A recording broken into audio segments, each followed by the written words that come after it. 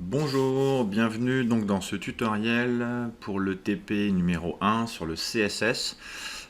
Donc pour démarrer, il est très important ici, donc dans la séance 3, de commencer donc par les fichiers de TP et de prendre absolument les fichiers corrigés, donc qui reprennent les étapes HTML 1 et 2, mais il vous faut absolument repartir cette fois-ci de ces fichiers-là, donc qui vous sont donnés sous format zippé et qu'on va commencer par extraire. Donc clic droit, extraire tout, au même endroit.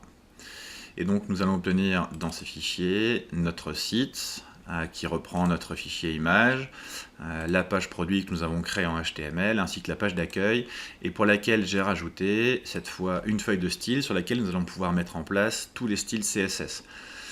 Donc si nous regardons pour travailler, il va nous falloir à la fois ouvrir dans Notepad++ le code de la page produit, donc le HTML, sur lequel on peut réaliser que dans le head, j'ai déclaré la feuille de style CSS qui est associée, ce qui permettra de modifier les styles sur le CSS pour les appliquer sur la page produit. De la même manière, pour la page d'accueil, un clic droit pour l'éditer dans son code HTML, là aussi, j'ai rajouté la déclaration de la feuille de style CSS qui est mise en place. Nous allons passer un bout de temps aujourd'hui pour travailler sur la feuille de style, donc à mettre du langage CSS, mais il nous faudra faire quelques allers-retours sur le HTML, de la page produit et de la page accueil, notamment pour ajouter des classes ou des identifiants. Donc il faudra bien travailler sur les trois pages. Faites bien attention de regarder sur quelle page vous travaillez, de systématiquement toujours enregistrer votre travail pour vous assurer que ça fonctionne bien. Et de la même manière, la feuille de style qu'on va pouvoir éditer, que j'ai commencé pour vous, avec une première intervention sur le body, donc la totalité du HTML, sur lequel nous allons pouvoir mettre ici toutes nos consignes de CSS, enregistrées systématiquement et voir l'impact sur le site dans le navigateur. Donc, plutôt que de démarrer sur la version vierge, pour ma part, je vais donc fermer ces pages et démarrer sur la version corrigée, afin de pouvoir vous commenter les différentes étapes du TP. Donc, commencez par ouvrir le fichier d'exercice avec les différentes consignes que nous allons expliquer au fur et à mesure. Et puis, de mon côté, je vais donc partir de la version corrigée que vous avez aussi directement, donc que je vais aussi extraire. Donc dans cette version corrigée, de la même manière que nous l'avons vu dans le site, je vais retrouver ma page d'accueil, ma page produit et ma feuille de style que je vais donc ouvrir directement dans le code. Donc la page produit, dans Notepad++ ou bracket si vous êtes sur Mac. Je vais ouvrir également ma page d'accueil. Et puis je vais enfin ouvrir ma feuille de style qui, elle, dans la version corrigée, est donc complétée. Et nous allons retravailler sur les différentes consignes de cette feuille de style pour voir l'impact. Et enfin, je vais ouvrir dans le navigateur au moins la page produit pour l'instant, pour voir le résultat s'afficher, donc qui est le résultat que nous allons essayer d'obtenir aujourd'hui.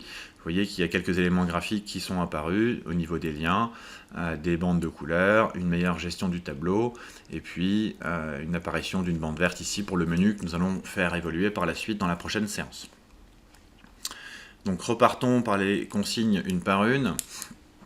Donc pour cet exercice, nous partirons de la correction de l'exercice 2 bis, qui est le fichier que je vous ai donné, que j'ai appelé fichier TP-CSS1, donc que vous téléchargez, que vous décompressez, et donc comme je l'ai fait, vous ouvrez les trois pages de code dans Notepad++ ou dans Bracket, à savoir la page produit, la page d'accueil ainsi que la page CSS, et puis vous ouvrez également les consignes qui sont mises en place.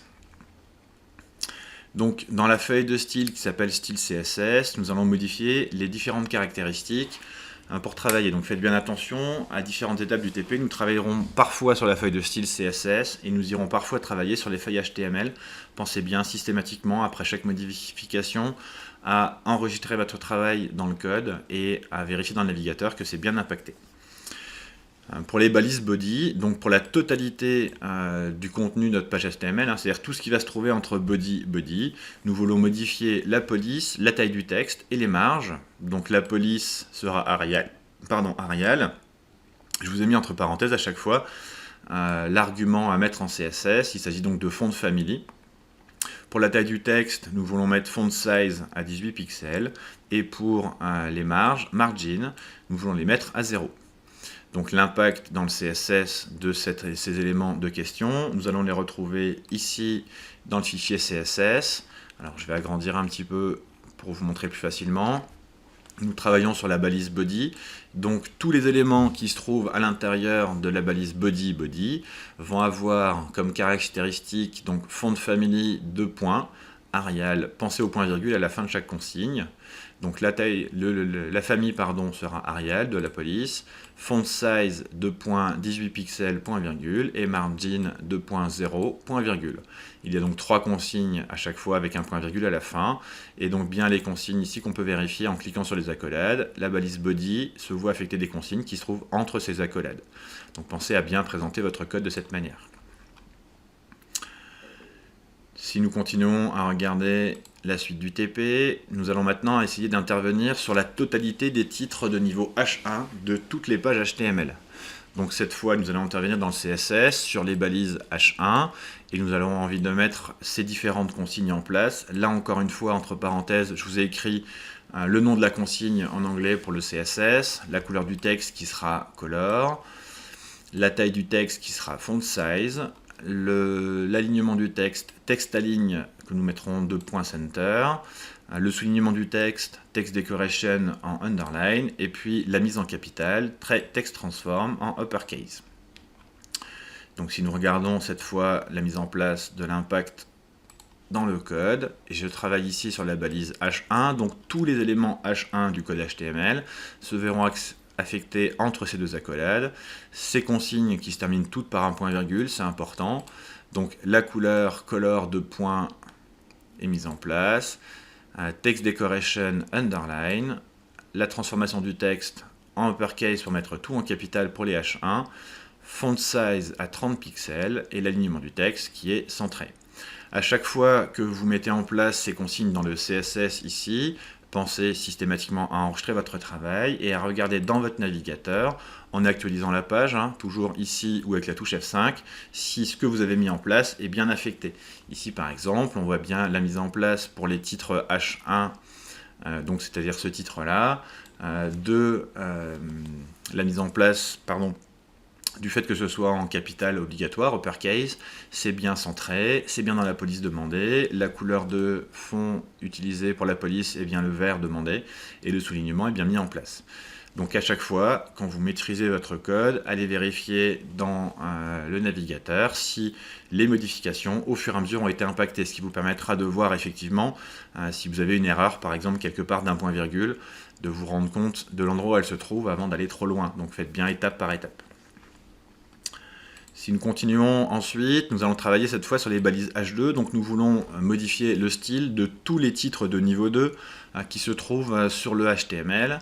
Donc ici, changement de couleur, avec color comme nous l'avons vu tout à l'heure. La taille du texte, c'est font size, nous l'avons vu tout à l'heure aussi à 20 pixels.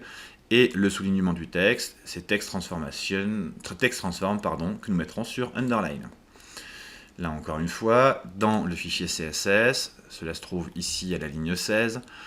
Donc nous travaillons sur toutes les balises H2. Les valeurs sont mises entre crochets ici, la couleur qui est déterminée ici sur du orange, la taille de police font size à 20 pixels et text decoration qui veut dire que nous allons souligner notre titre. Je mets en place dans le CSS mes consignes et j'enregistre et je pourrais vérifier dans mon fichier ici que tous les titres de niveau 2 sont bien mis comme demandé en orange dans la bonne police avec la bonne taille et qu'ils sont bien soulignés. Nous allons travailler maintenant sur la totalité des balises P, donc il s'agit cette fois de travailler sur tous les paragraphes du texte, et nous souhaitons que pour tous les paragraphes, le texte soit justifié. Donc pour chaque paragraphe, texte aligne, justify. Cela va se traduire ici, alors j'ai mis un petit décalage, nous sommes sur cette ligne-là dans le code CSS, nous travaillons sur la totalité des paragraphes, tous les paragraphes du HTML, entre crochets, se verront affecter une seule consigne, l'alignement du texte, texte aligne, justify, point virgule. Ensuite, il s'agit de travailler sur toutes les balises A, c'est-à-dire sur la totalité de tous les liens qui se trouvent dans le HTML. Nous voulons enlever le soulignement, donc text decoration, il faudra mettre la valeur none pour dire aucun, et la couleur du texte se verra affecter la valeur décrite ici en hexadécimal. Je vais pouvoir regarder au niveau de mon code.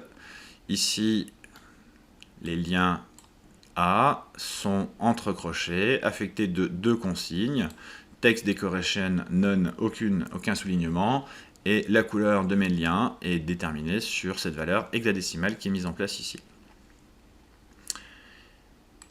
Il s'agit après de travailler sur 2 types de balises spécifiques que nous avons vus dans le cours, à savoir les liens A:visited, c'est-à-dire les liens quand ils ont été visités, quelle va être leur couleur, et enfin les liens au survol, quelle va être leur couleur, donc ce sera A_over.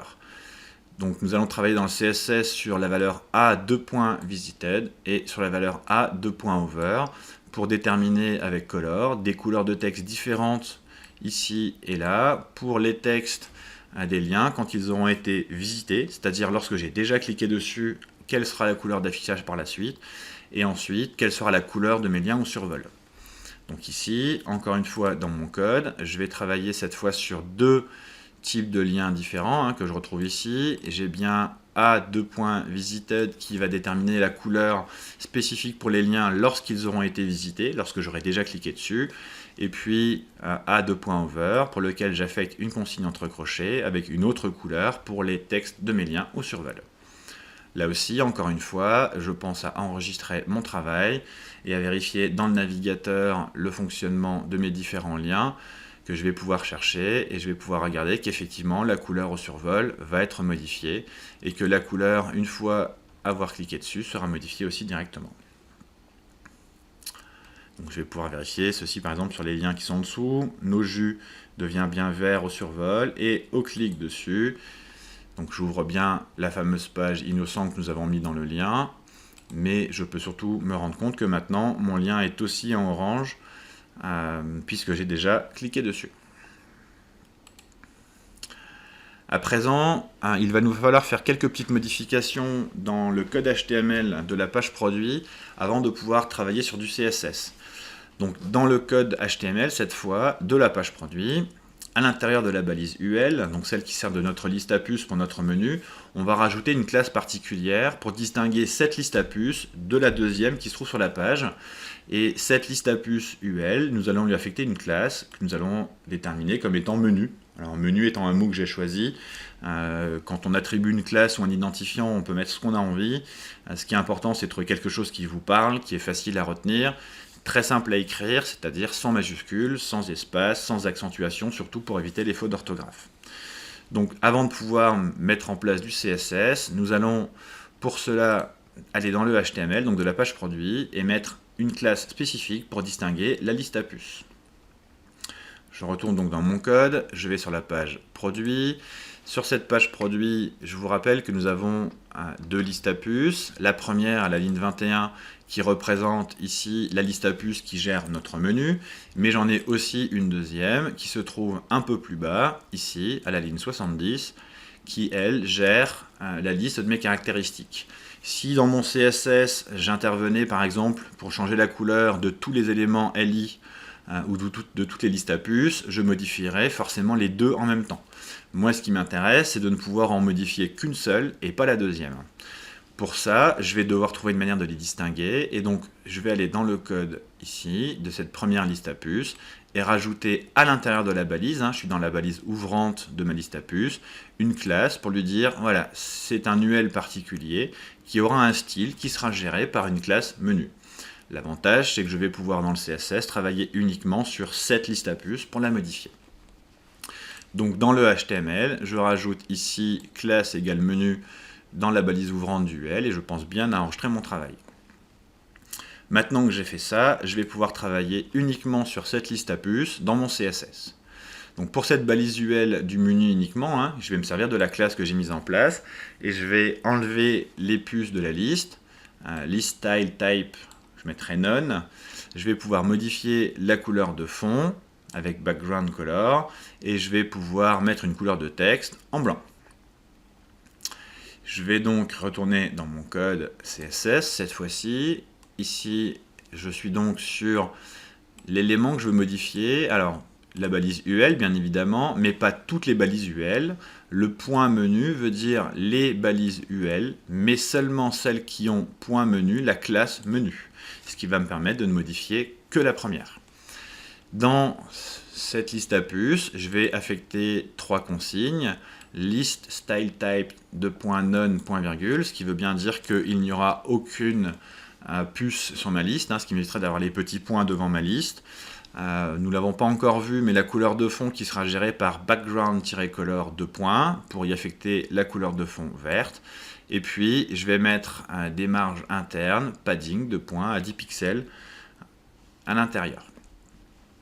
Donc, je mets en place ces différents éléments. Je pense à bien enregistrer mon travail et à vérifier encore une fois en actualisant dans mon code que j'ai bien réussi à intervenir sur cette liste à puces avec un fond d'écran qui a été mis en vert, avec les puces qui ont disparu et avec des marges internes ici qui évitent que mon texte soit collé directement à mes bordures. Je veux ensuite travailler sur le titre de mon tableau, la balise Fig Caption, que je veux mettre de manière particulière pour que la police soit en gras avec font white bold. Donc ici, dans mon code CSS, je vais travailler sur Fig Caption. J'ai 2 consignes, alors il en a une supplémentaire par rapport au TP. J'ai aligné mon texte, donc texte-aligne de .center, .virgule. Ma consigne de mon tableau, ma légende sera centrée, et font-white bold, qui veut dire que je vais donc mettre en gras le texte qui est mis en place sur la légende de mon tableau. J'enregistre toujours mon travail, et je peux venir vérifier ici, au niveau de mon tableau, que mon texte est bien centré, et qu'il est bien écrit en gras. À présent, nous allons vouloir travailler sur la balise du tableau pour aller gérer les bordures qui n'apparaissaient pas encore dans le HTML. Nous souhaiterions que pour cette balise table de mon tableau, les bordures soient à 3 pixels solides et noirs. On utilisera pour cela border avec 3 arguments. Je vous montrerai tout à l'heure comment le mettre en place. Et puis, je vais surtout fusionner les bordures pour qu'elles ne se touchent pas l'une et l'autre avec border-collapse de .collapse, ce qui va permettre de fusionner les différentes bordures qui se chevauchent. Et nous travaillerons un petit peu plus loin sur les balises des différentes cellules TH et TD. Donc ici, je vais donc dans mon tableau travailler sur la balise table, c'est-à-dire sur mon tableau pour avoir les bordures extérieures, travailler sur l'élément border de points. Alors cet élément est particulier puisqu'il prend 3 valeurs. La première, 3 pixels, correspond à l'épaisseur de ma bordure. La deuxième correspond au type de bordure. Les bordures classiques, normales, sont des bordures qu'on appelle solides. Et puis la troisième correspond à la couleur de ma bordure que je vais mettre ici en noir, black. Donc la bordure extérieure de mon tableau sera de 3 pixels, en bordure solide, donc un trait normal, et en noir. Border collapse en valeur collapse permettra donc de coller les cellules entre elles. Et puis j'ai rajouté une valeur ici margin de .auto qui va permettre de centrer mon tableau directement sur la page. Il me reste maintenant à travailler sur les bordures internes, c'est-à-dire les bordures de mes cellules que l'on va gérer avec TH et TD, donc que je vais vous montrer au niveau des consignes. Au niveau des cellules TH, mais aussi les TD, je vous rappelle que les cellules TH servent à la première ligne de mon tableau, les cellules d'en-tête, et que les autres cellules sont toutes des cellules qui sont ouvertes avec les balises TD/TD. Je vais pour celle-ci mettre des bordures noires solides de 1 pixel, donc border solide black 1 pixel. Donc ici, petite particularité, je veux travailler sur 2 types d'arguments en même temps, à la fois les balises TH mais aussi les balises TD. Donc plutôt que de le faire 2 fois, je vais me servir de la virgule ici pour lui dire que je veux travailler sur les cellules TH, virgule, mais aussi les cellules TD. Lorsqu'il y a une virgule, ce n'est pas une inclusion, mais bien l'un et l'autre. Et pour ces éléments-là, je vais mettre en place une bordure de 3 pixels solide noir. J'ai rajouté une largeur à 200 pixels qui me permettra de déterminer la largeur de chacune de mes colonnes. Et puis un alignement du texte, texte-aligne, center, qui va me permettre de centrer mon texte. Je pense bien évidemment à enregistrer mon travail. Et je vais pouvoir regarder ici ce qui est mis en place sur cette valeur-là. J'ai bien mon tableau avec des bordures noires qui ont été mises en place et fusionnées, d'une épaisseur de 3 pixels, un tableau qui a bien été centré. La couleur de fond mise ici, on en reparlera tout à l'heure, sera mise en place dans une autre ligne. Pour obtenir cette couleur verte, donc uniquement sur la première ligne, je vais aller intervenir dans mon code, uniquement sur les balises TH, c'est-à-dire les cellules de la première ligne de mon tableau. Si on regarde dans notre tableau, plus particulièrement dans le HTML, si je retourne sur le code de mon tableau, j'ai bien mon paragraphe, mon tableau ici, ma première ligne, et dans cette première ligne, chaque cellule, énergie, glucides et vitamines, sont bien des cellules qui sont gérées par les balises TH. Je vais donc, dans mon code, demander à ce que ces balises TH se voient affecter deux consignes, la couleur du texte qui sera ici en blanc, et background color qui sera ici du vert avec le code hexadécimal. Ce qui me permettra, en enregistrant mon travail, de vérifier ici que mes cellules de la première ligne sont toutes en fond vert avec une police en blanc.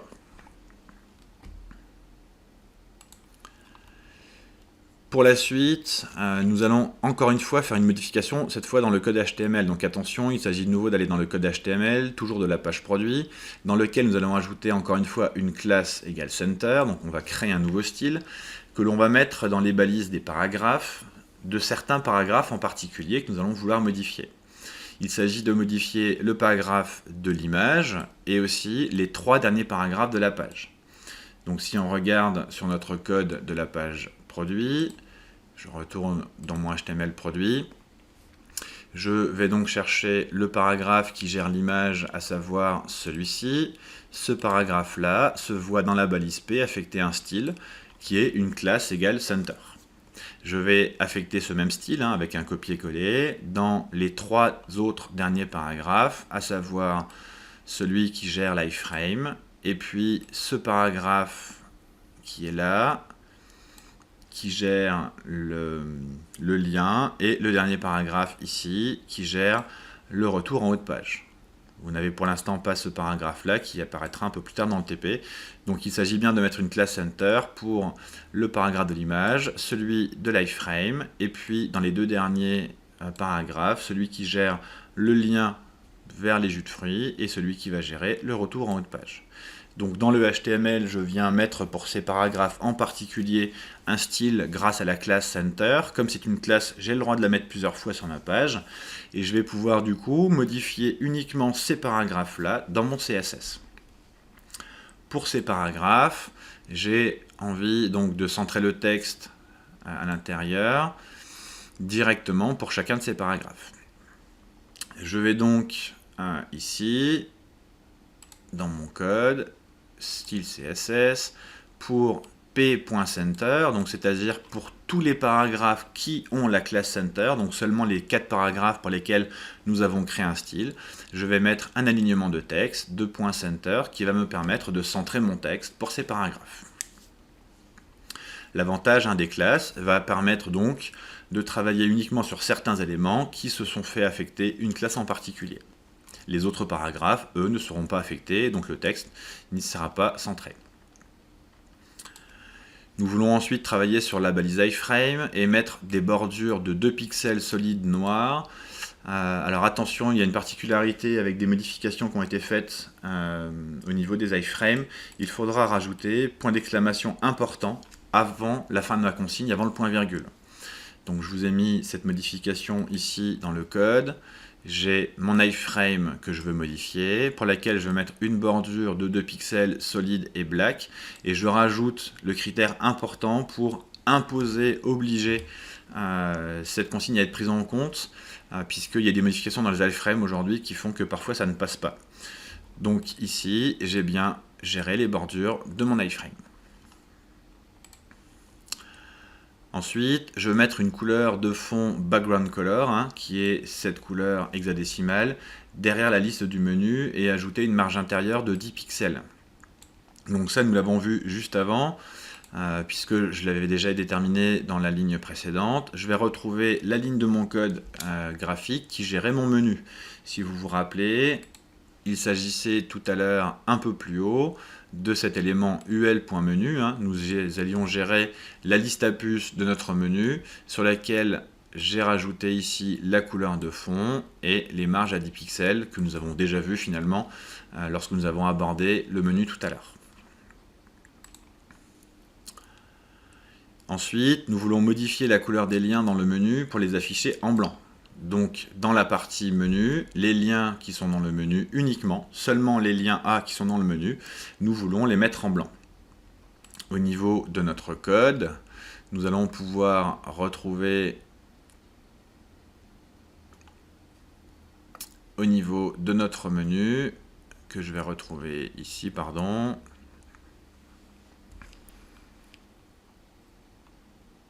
Ici, voilà, pardon, je me suis trompé.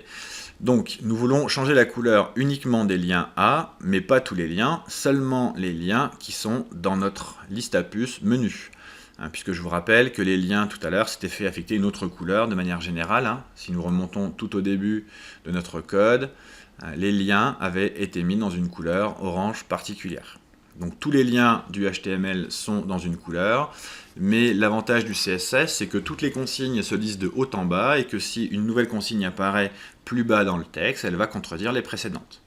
Donc tous les liens ont été mis ici en orange, mais à présent, donc à la ligne 65, je vais travailler sur certains liens en particulier, seulement les liens qui sont dans la liste UL qui a une classe menu. Donc cette fameuse liste UL de notre code qui s'est vu affecter la classe menu.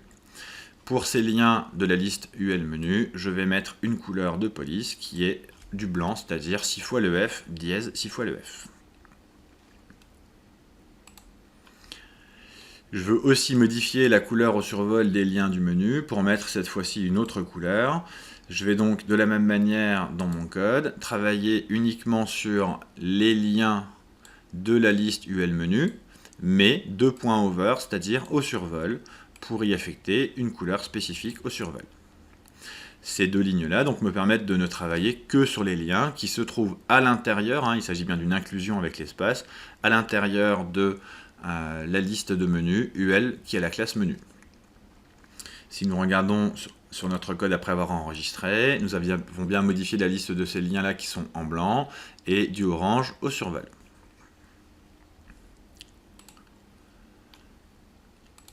Nous continuons cette fois au niveau des balises H2 et P. Nous voulons ajouter une marge intérieure de 10 pixels à tous les titres H2 et à tous les paragraphes P. Il nous suffit pour cela de rechercher les lignes que nous avons fait tout à l'heure. On en avait déjà parlé parce qu'on avait déjà vu ces lignes-là. Je cherche ici tous mes H2 et tous mes P. Donc les H2 étaient déterminés ici. Les P étaient déterminés à cet endroit-là. Et je vais pouvoir leur ajouter des consignes un peu plus bas. Les H2 et les P vont se voir rajouter une ligne supplémentaire ici, avec une marge intérieure de 10 pixels. J'aurais très bien pu le rajouter dans les lignes précédentes que nous avions déjà fait pour les titres de niveau 2 et les paragraphes, ou comme je viens de le faire ici, pour les titres de virgule et les paragraphes, donc pour les uns et les autres, je vais appliquer automatiquement une marge de 10 pixels. On va retourner encore une fois dans le HTML pour faire des petites modifications. Dans le HTML de la page produit, un paragraphe vide va être à rajouter avec une classe orange, juste en dessous du paragraphe de l'iframe. Donc il s'agit d'aller rajouter un paragraphe que nous allons laisser vide tout simplement, en dessous du paragraphe de l'iframe. Donc dans notre partie produit ici, nous l'avons croisé tout à l'heure puisque je l'avais déjà mis. Le paragraphe qui gère l'iframe ici à la ligne 81 se termine ici. Le prochain paragraphe que vous avez, vous, gère le lien vers les jus. Et je rajoute donc ici un paragraphe P/P, vide, c'est-à-dire qu'il n'y a rien à l'intérieur, il n'y a pas de texte. Et ce paragraphe se voit affecter une classe particulière qui est la classe orange. Dans le CSS à présent, je vais mettre une couleur de fond sur cette classe .orange pour que justement elle soit en orange. Donc je vais retourner dans mon code de mon style Et ici, on peut se rendre compte que tous les éléments qui ont la classe orange, donc ça va impacter notamment le paragraphe que nous avons modifié, tous les éléments qui ont cette classe orange vont se voir affecter une couleur de fond background color et la couleur orange en hexadécimal ici. Nous arrivons quasiment au bout de l'exercice.